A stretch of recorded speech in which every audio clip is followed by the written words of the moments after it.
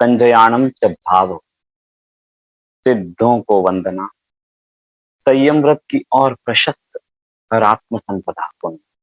सिद्धों को वंदना आज के विषय को प्रारंभ की ओर ले जाते हुए सूत्र कृतांग सूत्र का स्वाध्याय चल रहा। सूत्र कृतांग आगम भगवान की वाणियों में एक है। सूत्रकृत के छठे अध्ययन का स्वाध्याय चला था, उसका एक बार पुनरावर्तन के साथ जो नए सिरे से जुड़े हैं उनके लिए भी आज इसी अध्ययन से प्रारंभ की दिशा से आगे बढ़ते हैं। प्राय अब तक की व्याख्याओं में संक्षिप्त में देखा जाए तो परिशहों को कैसे जीव सहे उस संदर्भ में सूत्रकृत में विवरण मिलता है। स्त्री परिज्ञा यानी स्त्री का परिशह कैसे होता है, नरक विभक्ति, नरक में किस तरह का जीव दुख अनुभव करता है, उसके पूर्व तीसरे अध्ययन में उपसर्ग परिज्ञा के नाम से जाना गया कि किस रूप में उपसर्ग होते हैं और साधु को किस रूप में उसको सहना चाहिए। उस संदर्भ में उसके पूर्व वैतालीय अध्ययन चला था। वैतालीय अध्ययन में किस किस प्रकार से जीव मूर्छा में जाता है और कैसे बच के रहना चाहिए उस संदर्भ में चला था। ये इस पूर्व के अध्ययनों में तीसरा अध्ययन उपसर्ग परिज्ञा थोड़ा महत्वपूर्ण है कि व्यक्ति के जीवन में जो जो उपसर्ग उत्पन्न होता है वे सारे उपसर्गों के प्रति जीव किस रूप से संभाव में रहे उस संदर्भ में उसका विवरण है। और चौथा अध्ययन स्त्री परिज्ञा। स्त्री परिज्ञा यानी स्त्री के संसर्ग में जीव व्यक्ति मनुष्य आते हुए पुरुष आने के बाद वह किस तरह से उस स्त्री के प्रति बहकावे में बहक जाता है, वह व्यवहार की दृष्टि से व्याख्या मिलती है। इसी व्याख्या को थोड़ा सा गहन और निश्चय की दृष्टि से देखा जाए तो लगता है कि प्रकृति का हर अंश दो तत्वों से बना है, एक स्त्री तत्व और एक पुरुष तत्व। जहां पर भी स्थिरत्व है, हर वस्तु के प्रति प्रतिक्रिया न करने का पौरुष है, समत्व है, समभाव है, वह आत्मगुण युक्त अवस्था को पुरुष की अवस्था। जहां पर भी परिवर्तनशीलता है, जहां पर भी वो प्राचीन को छोड़कर नवीन की यात्रा है, तो स्त्री परिग्रह का विषय परिग्रह स्त्री परिज्ञा नाम का एक अध्ययन है, चौथा अध्ययन है। उस अध्ययन का संदर्भ लिया जाए तो जगह जगह पर भगवान पुरुष को ही कहते हैं कि पुरुष स्त्री से सावधान रहे, पुरुष स्त्री से सावधान रहे। तो क्या भगवान सिर्फ पुरुष को ही कह रहे हैं, स्त्री के लिए मार्गदर्शन नहीं है सावधानी का? तो इस संदर्भ को थोड़ा सा गहन अध्ययन करने पर पता चलता है, महसूस होता है कि यह किसी स्त्रीलिंग या पुरुष लिंग के संदर्भ में नहीं, हर मनुष्य के भीतर, हर जीव के भीतर जो स्त्री तत्व और जो पुरुष तत्व विद्यमान है उस संदर्भ में व्याख्या प्राप्त हो रही ऐसा लग रहा है। जब जब जीव कर्म उदय के क्षण निमित्त के प्राप्त होते ही निमित्त से प्रभावित होकर प्रवाहित हो जाता है, वह क्षण स्त्री तत्व सा है, जो वो प्रवाहित हो जाना। और उसी क्षण निमित्त के प्रभाव से प्रभावित न होकर जो स्थिर रहता है वह पौरुष है, वह पुरुषत्व है, वह आत्मलीनता है। संभवतः ऐसा प्रतीत होता है। यह स्त्री परिज्ञा के संदर्भ में था। उसके आगे विवरण मिलता है। पांचवा अध्ययन नरक विभक्ति। नरक को दो प्रकार से विवरण बताया गया है इस अध्ययन में। एक नरक जो भूमि के अंतर्गत 7 श्रेणियों में है, विद्यमान है नीचे की ओर। और दूसरा नरक जीव जब जब दुख का अनुभव करता है तब तब वह नरक की तुल्य नरक के अनुभूति से गुजरता है, संभवतः ऐसा लगता है। इस नरक भक्ति अध्ययन में काफी महत्वपूर्ण विषय दिए गए। एक गाथा में विवरण मिलता है कि जब जब जीव अपने ज्ञान के अभाव में चलता है, यानी विवरण ऐसे मिलता है कि असूर्य नाम का महान संतापकारी एक नरकावास है। एक ऐसा नरकावास है जहां असूर्य है, वहां महान संताप होता है, यानी जो सूर्य का प्रकाश नहीं है वहां महान संताप होता है। जीव के भीतर, अपने भीतर जब ज्ञान के प्रकाश का अभाव होता है, वहां महान संताप का अनुभव होता है, घोर संताप दुख का अनुभव जीव करता है, संभवतः ऐसा प्रतीत होता है। उसकी अगली गाथा में विवरण मिलता है कि वह प्रज्ञा शून्य नारकी नारकी प्रज्ञा शून्य होता है, यानी जिस जीव में सूर्य का अभाव है, सूर्य के प्रकाश का अभाव है, ज्ञान के प्रकाश का अभाव है, वह जीव प्रज्ञा शून्य बनता है, वह नारकी प्रज्ञा शून्य बनता है, यानी दर्शन शून्य बनता है। पहले ज्ञान के अभाव में, फिर दर्शन के अभाव में, इन ज्ञान और दर्शन के अभाव में वह विवेक शून्य बनकर, विवेकहीन बनकर और स्मृति शून्य बनकर दुखों को झेलता है। ये नरक के संदर्भ में है। अब इस जीवन के संदर्भ में, जीवन में जब जब भी जीव अपने भीतर के ज्ञान के प्रकाश के अभाव में चलता है, उस ज्ञान के प्रकाश के अभाव में, दर्शन के विशुद्धि के अभाव में वह विवेक शून्य बनकर, स्मृति शून्य बनकर दुखों को जो भोगता है, दुखों को झेलता है। संभवतः ऐसा विवरण इस अध्ययन में मिलता है। इस अध्ययन में स्थान स्थान पर यही विवरण दिया गया, किस प्रकार में नरक में यातनाएं होती है, कैसे कैसे नरक में दुविधाएं दी जाती है। जब थोड़ा गहराई से देखते हैं तो ऐसा लगता है कि नरक में जो यातनाएं है वह अदृश्य है, हमें स्मृति नहीं, हमें दिखता नहीं, हमें पता नहीं। लेकिन इस जीवन में जो यातनाएं है उससे हर व्यक्ति भली भांति परिचित है, और वे दुख हम भी अनुभव कर सकते हैं, करते हैं।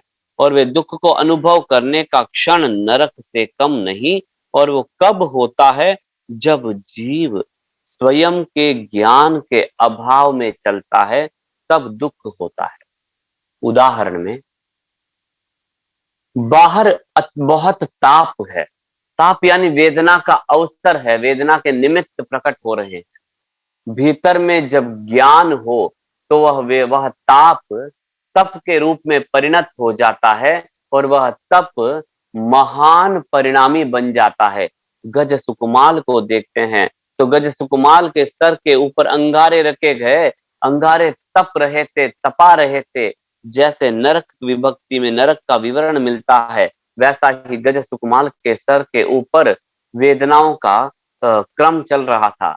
और जैसे ही अग्नि का ताप जल रहा था, उस ताप के जलते समय गज सुकुमाल के ज्ञान चक्षु प्रकाशमान थे, प्रज्ञा चक्षु उदीयमान थे, आशु प्रज्ञत्व यानी उस क्षण ज्ञान का अनुभव प्रकट हो रहा था। तो जैसे ही वे जागृत होकर समभाव से सहन कर रहे थे, उसका परिणाम यानी वह ताप, वह वेदना का क्षण, वह दुख का क्षण, थोड़ा सा ज्ञान को अप्लाई करने पर, थोड़ा सा दर्शन को अप्लाई करने पर, थोड़े समझ के साथ उस वेदना को देखने पर वह ताप तप का स्वरूप ले लेता है। वह वेदना महान निर्जरा का कारक बनता है। जब महान निर्जरा होती है तब आत्मगुण प्रकट होते हैं। जीव के भीतर अपूर्व अवसर देकर आत्मगुणों को प्रकट कराता है। संभवतः ऐसा लगता है इस नरक विभक्ति के अध्ययन में। जीवन में जब जब वेदना का क्षण उत्पन्न हो, नरक का अवसर उत्पन्न हो, तब तब स्व का प्रकाश, स्वयं का प्रकाश दुख हरण में, दुख अनुभव से मुक्ति का कारक बन जाता है। यानी दर्द तो होगा पर दुख नहीं होगा, वह स्थिति उत्पन्न हो सकती है।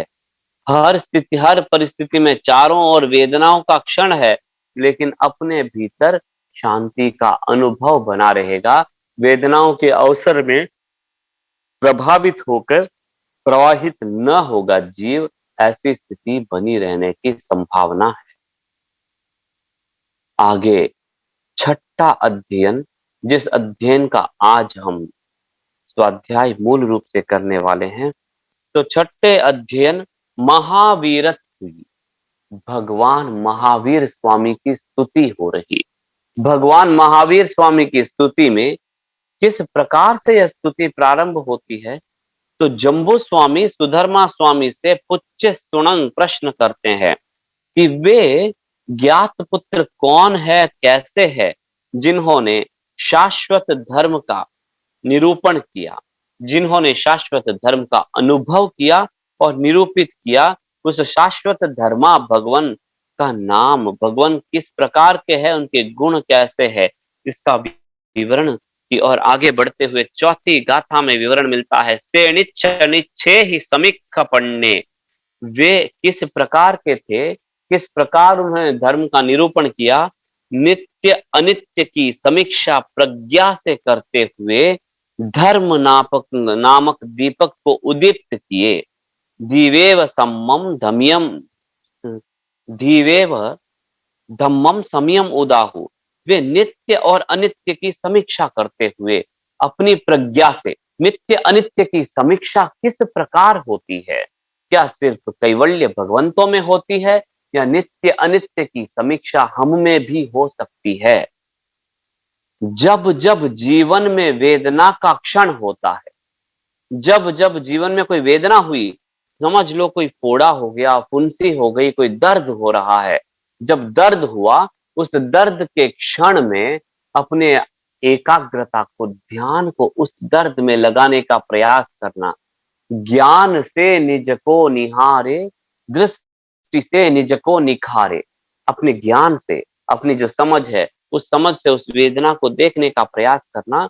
हर वेदना उदित और विलीन, उदय और विलीन, जैसे चबीका मारते हैं, चबीके के रूप में वह वेदना आएगा और जाएगा। एक एक वेदना चबीका के रूप में उदित होता है, विलीन हो जाता है।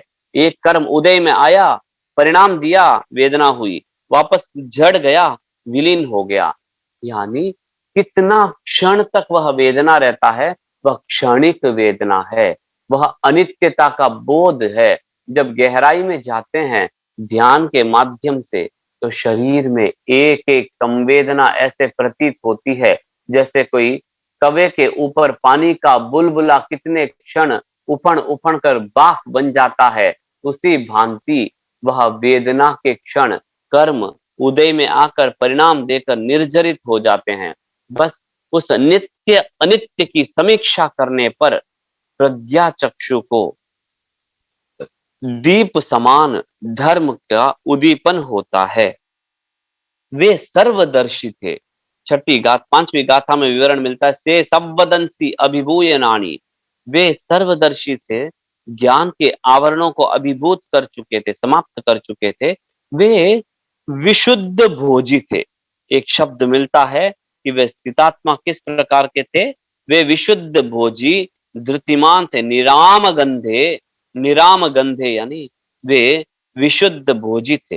ये विशुद्ध भोजी का मतलब क्या, विशुद्ध खाना खाना हो गया, विशुद्ध भोजन करना हो गया, या विशुद्ध भोग भोगना हो गया। कर्म उदय में आते ही जीव उसको भोगता है। कर्म को भोगते समय वह उस भोग में लिप्त होकर आकांक्षाएं करने लग जाता है, वह अशुद्ध भोजी होता है। कर्म के उदय को उदय की दृष्टि से देखते हुए अलिप्त होकर जो निर्जरा के क्षण तक सिर्फ भोग कर छोड़ देता है, अनुभव कर छोड़ देता है, मन की संलग्नता, मन की संलिप्तता उसमें नहीं होती है, वह विशुद्ध भोजी है। संभवतः ऐसा लगता है हम भी साधना के माध्यम से, प्रयत्न से जब जब कर्म उदय का क्षण होता है, तब विशुद्ध भोजी बनने का प्रयास करना चाहिए, क्योंकि विशुद्ध भोजी का मार्ग ही धर्म का मार्ग बनता है, संभवतः ऐसा लगता है। सीधे आगे की गाथा में चलते हुए 7वीं गाथा, अनुत्तरम जम धम्म मिणम जिनाणम नेया मुनि का सवे आसु पन्ने। वे किस प्रकार के थे? वे आशु प्रज्ञ थे, जिनकी प्रज्ञा दृष्टि आशु थी, यानी तत्क्षण प्रकट होता था, जिनकी प्रज्ञा दृष्टि सर्व समय व्याप्त होता था, जिनकी प्रज्ञा दृष्टि सर्व समय व्याप्त होता है, ऐसे कैवली भगवंत के अपेक्षा नहीं होती स्मृति की। जिनको स्मृति की अपेक्षा नहीं, उनको मन की जरूरत ही नहीं। जिनको मन की जरूरत ही नहीं, वह सर्वस्व संपूर्ण कैवल्य के माध्यम से जानते और देखते हैं। जब तक जीव को कैवल्य की प्राप्ति नहीं होती, तब तक मन का सहारा लेकर जानता देखता है, समझने की कोशिश करता है, और जब कैवल्य प्रकट हो जाता है, तो वह मन से नहीं, सीधे आत्मा से जानता और देखता है। तो वे भगवान कैसे थे? जो आशुप्रज्ञ थे, क्षण दृष्टि प्राप्त थे, हर सर्व क्षण दृष्टि प्राप्त थे, उनको मन की अपेक्षा है ही नहीं, संभवतः ऐसा लगता है। आगे की गाथाओं की ओर बढ़ते हुए 9वीं गाथा में विवरण मिलता है कि वे किस प्रकार गुणों से युक्त थे। सुदर्शन मेरु के समान गुणों के युक्त थे। मेरु को सुदर्शन कहा गया, क्योंकि जब भी जीव मेरु को देखता है, मेरु को देखते ही उसको सत्य का दर्शन होता है। तो दर्शन यानी सत्य का दर्शन, विशुद्ध दर्शन। अब इसका संदर्भ क्या है? इसका संबंध क्या है? मेरु का संबंध शुद्ध दर्शन से क्या है? क्या मेरु पर्वत को देखने पर कोई व्यक्ति शुद्ध दर्शन को प्राप्त हो जाता है? मेरु पर्वत को देखने पर सुदर्शने व नग सब सेकते, सुदर्शने सुदर्शन को प्राप्त हो जाता है। जब देखा जाए, शरीर का मूलाधार मेरुदंड है। मेरुदंड के माध्यम से जब जीव भूतल से लेकर, यानी नीचे से लेकर ऊपर की ओर शक्ति का प्रवाह करता है, मेरुदंड के माध्यम से मूलाधार से लेकर, यानी मेरुदंड के अंतिम छोर से लेकर विहार करता हुआ मेरुदंड के उत्कृष्ट छोर तक, अगली गाथा में मिलता है कि वह मेरु 1 लाख योजन ऊंचा, 3 भागों वाला तथा पंकड़वन रूपी पताका से युक्त है। वह भूमि तल से 99,000 योजन ऊपर उठा हुआ है और 1,000 योजन भूमि के नीचे गर्भ में है। वह आकाश को छूता हुआ भूमि पर स्थित है। सूर्य उसकी परिक्रमा करता है। इन सारों की तुलना 2 रूप से करेंगे, एक भगवत के गुणों के रूप से, दूसरा अपने भीतर जो विद्यमान भगवत्ता है उसकी तुलना के साथ। वह आकाश को छूता हुआ भूमि पर स्थित है। यह देह भूमि पर खड़ा है और ऐसा लग रहा कि आकाश को छू रहा, अपना मस्तिष्क आकाश की ओर छू रहा, वह स्थित है। सूर्य उसकी परिक्रमा करता है। इस देह की देखो, हर दिन सूर्य अपनी परिक्रमा करता है, पूरब से लेकर पश्चिम, पश्चिम से नीचे उतरते हुए गोलाकार में सूर्य इस देह की परिक्रमा करता है। कितना विशिष्ट व्याख्या प्राप्त हो रही आगमों के माध्यम से। इस देह के सूर्य परिक्रमा करता है। ऐसे देह के भीतर जो मेरु है, उस मेरु जो 3 खंडों वाला है, 3 खंडों वाला, ये 3 खंड क्या है, 3 विभाजन क्या है, इसको देखा जाए तो इदा, पिंगला, सुषुम्ना नामक 3 नाड़ियां है, जो संपूर्ण मेहरू की ओर विहार करते हुए मस्तिष्क में लहराती पताका के रूप में चल रही। यह मेरु के माध्यम से प्राण का संचार जब अधो से लेकर, यानी भूमि से लेकर आकाश की ऊर्ध्व की ओर, आकाश की ओर विहार करता है, तो जीव को अपने सुदर्शन की प्राप्ति होती है, सत्य दर्शन की प्राप्ति होती है, विशुद्ध दर्शन की प्राप्ति होती है। संभवतः ऐसा प्रतीत होता है, क्योंकि आगे की गाथा में मिलता है कि वह नागेंद्र भूमि के मध्य में स्थित है।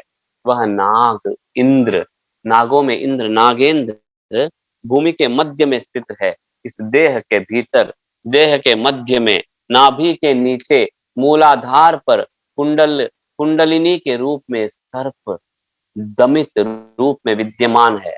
वह सर्प जब उदित होकर विहार करता है मस्तिष्क की ओर, तब तेजस्विता प्रतीत होती है। सूर्य के समान तेजस, सूर्य ये शुद्ध ढलने से सूर्य के समान तेजस्विता प्रकट होती है, ऐसा निरूपण प्राप्त होता है। महान पर्वत सुदर्शन मेरु के यश का यह निरूपण है, ऐसा विवरण मिलता है। 16वीं गाथा कहती है कि अनुत्तरम धम्म मुईरयित्ता, अनुत्तरम धम्म मुईर यानी अनुत्तर धर्म के उपदेश देकर अनुत्तर ध्यान का ध्यान करते हैं, जो शुक्ल से भी अधिक शुक्ल है, जो फण फेण के भांति, शंख और चंद्रमा की भांति एकांत विशुद्ध शुक्ल है। अनुत्तर धर्म का उपदेश, अनुत्तर धर्म यानी जहां उत्तर बाकी नहीं रहते, उत्तर का बाकी नहीं रहना यानी जहां प्रश्न समाप्त हो जाता है। व्यक्ति एक प्रश्न लेकर आया, मान लेते हैं कि हॉस्पिटल में किसी एक मरीज के चिंतन में डॉक्टर खोज रहा था कि वह मरीज कैसा है, वह मरीज की स्थिति क्या है।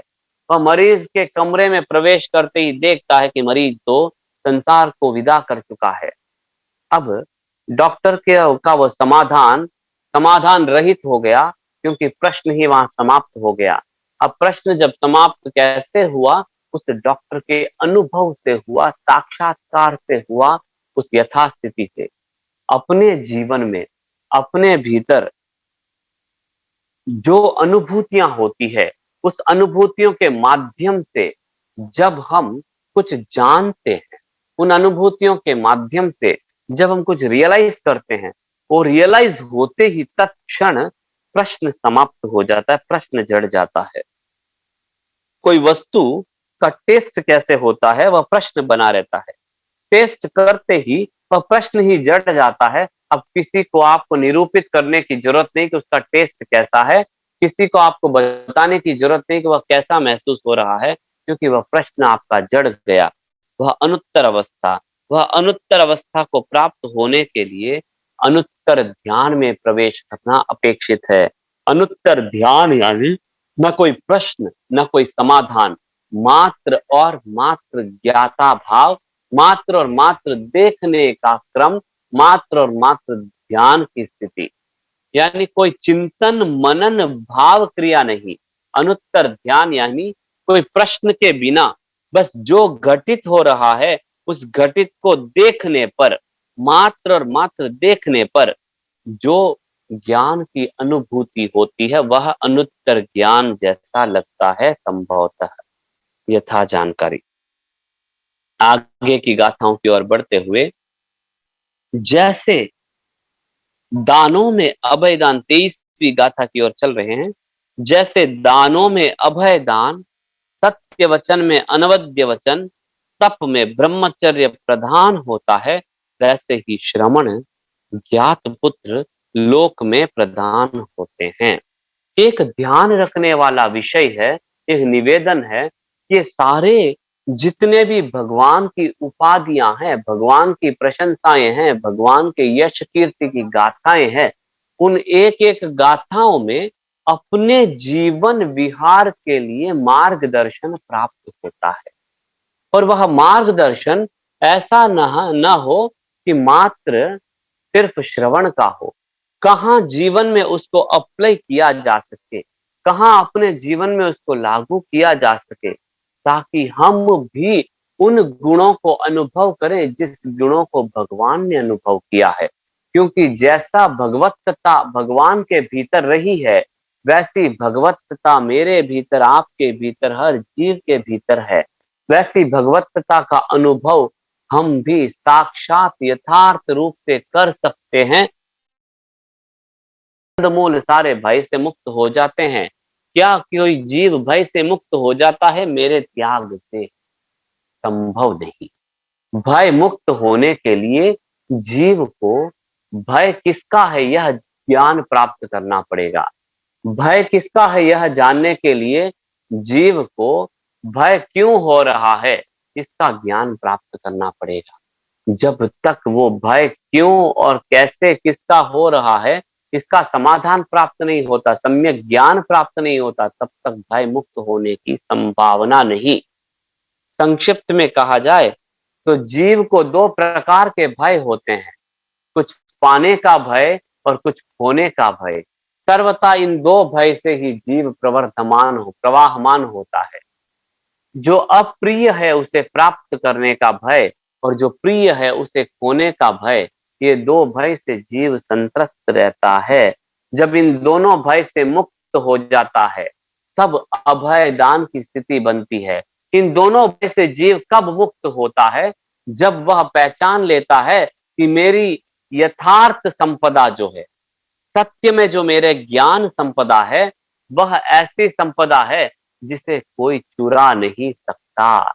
मीराबाई के शब्दों में अगर बताया जाए तो खर्च न खूटे, चोर न लूटे, खर्च न खूटे, चोर न लूटे, दिन दिन बढ़त सवायो, पायो जी मैंने, न खर्च फूटे न चोर लूटे। जब यह स्थिर रूप से जीव जान लेता है कि मेरी यथार्थ संपदा ज्ञान संपदा है और यह ज्ञान संपदा न कोई मुझसे छीन सकता है न छीन सकती है, और जो संजोग है, जो संयोग से मिला है, कुछ समय के लिए मिला है, वह कभी स्थिर रह नहीं सकता। जो आया है वह मुझसे छूट के जाएगा। इन दो वस्तुओं का जब यथार्थ ज्ञान हो जाता है तो जीव भय मुक्त होता है।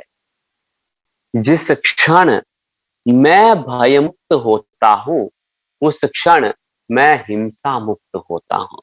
जिस क्षण मैं हिंसा मुक्त होता हूं उस क्षण मैं स्वतः ही पर जीव को पीड़ा देने से विरत हो जाता हूं, स्वतः व्रत की श्रेणी में आ जाता हूं।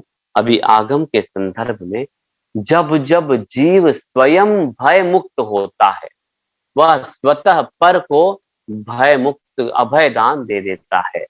जब स्वयं भय मुक्त हो गया तब स्वतः ही अभय दान प्रारंभ हो गया, संभवतः ऐसा लगता है।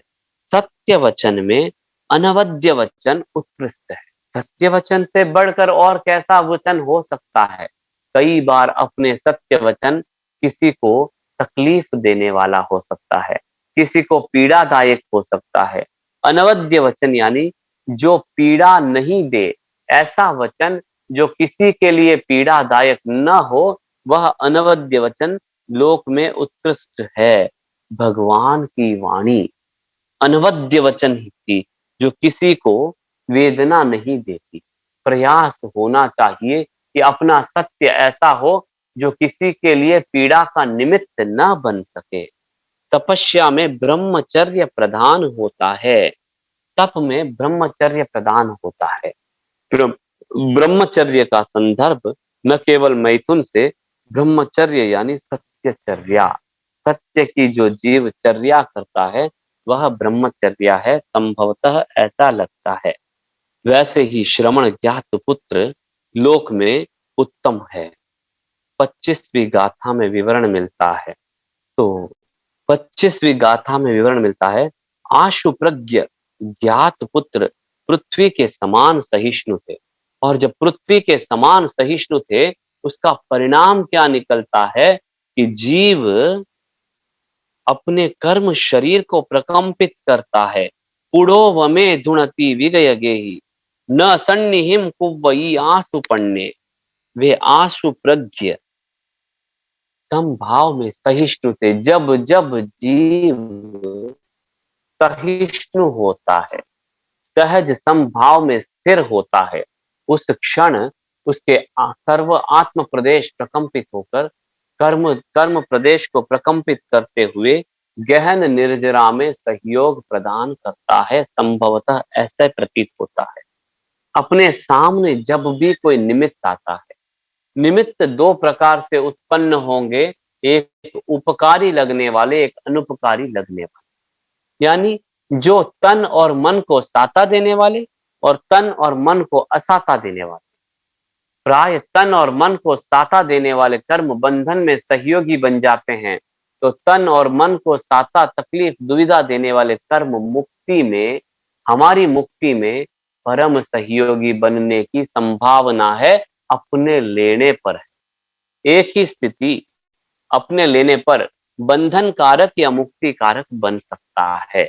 जब भी अपने सामने ऐसा कोई निमित्त आता है जो अपने शरीर को या अपने मन को तकलीफ उत्पन्न करता है, उस समय तटस्थ होने पर, पृथ्वी के समान सहिष्णु होने पर कर्म शरीर प्रकंपित होते हैं, ऐसा विवरण प्राप्त होता है।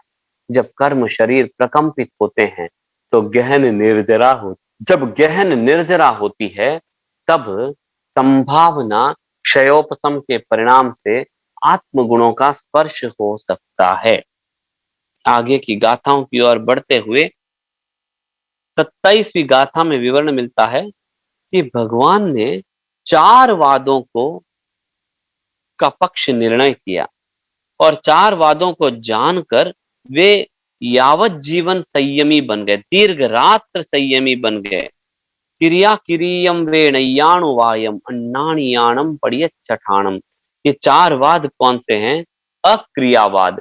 कोई ऐसा मानता है कि क्रिया की कोई जरूरत नहीं, बिना कोई क्रिया से ही जीव मोक्ष प्राप्त कर सकता है।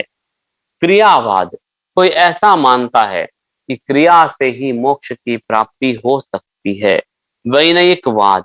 कोई ऐसा मानता है कि विनय से मोक्ष की प्राप्ति हो सकती है। और अज्ञानवाद। कोई ऐसा मानता है कि अज्ञानता होने पर भी मोक्ष की प्राप्ति हो सकती है। समय की सीमा है, समय पूर्णता की ओर है, इसलिए विराम की ओर चलते हुए बताने में कोई मिथ्या भाव प्रकट किया हो, किसी प्रकार का मिथ्या भाव के साथ अभिव्यक्ति की हो, भगवंत वाणी के विरुद्ध चिंतन किया हो, हर क्षण के लिए बारंबार क्षमा याचना, अवसर के लिए अनंत अनंत आभार। ओम अरहम, ओम अरहम, ओम अरहम।